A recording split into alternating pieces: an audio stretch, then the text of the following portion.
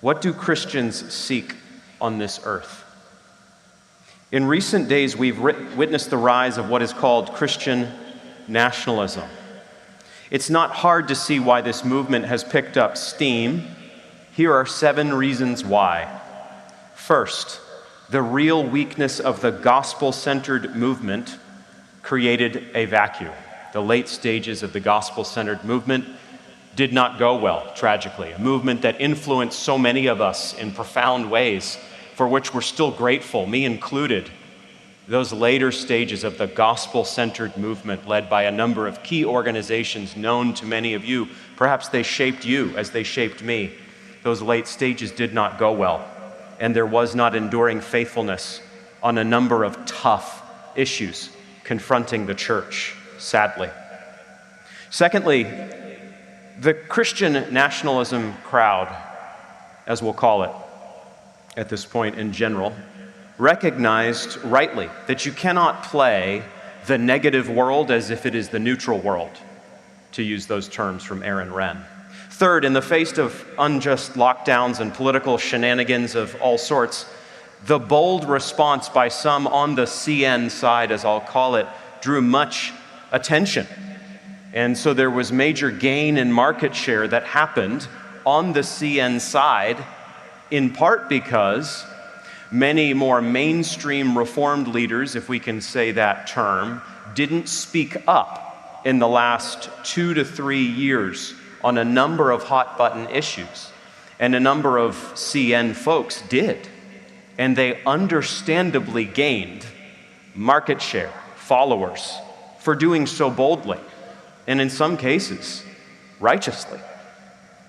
Fourth, on this camp side, there is a plain-spoken willingness to speak truth without affectation, and that is understandably attractive to the sheep. For example, we do despise blasphemy against God as Christians. We don't take that lightly. We don't want to be comfortable with that, whatever our specific political theology is. Fifth, folks who take on the CN name have a strong belief in God's design for men and women, and they boldly proclaim that and live that out. And even the recent discussion of head coverings and this sort of thing can be a helpful matter to think through, and it shows us genuinely that there is a real desire on the part of some in this movement to take the Word of God very seriously and live it out however God calls us to live. And again, that is positive. That is commendable. Sixth, Christians have grown weary of our public theology being no public theology at all. Christians are sick and tired of that, and rightly so.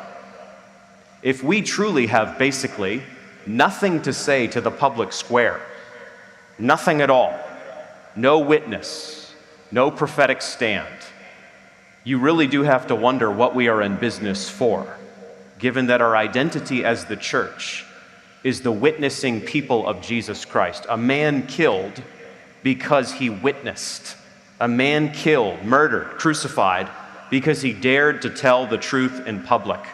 So if there is no public witness among some, expect where there is public witness for that group to get traction.